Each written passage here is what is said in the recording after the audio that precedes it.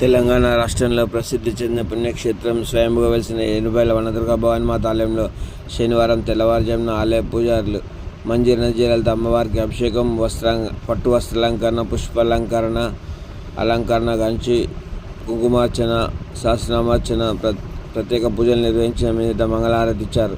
అనంతరం భక్తులకు దివ్యదర్శన భాగ్యం కలిగించారు. కోరిన కోరికలు తీరిన భక్తులు అమ్మవారికి బోనాలు, ఓడిబియ్యం, తలనీలాలు సమర్పించారు. ఆలయ వీరేశం ఆధ్వర్యంలో ఆలయ సిబ్బంది భక్తులకు మౌలిక సదుపాయాలు కల్పించారు.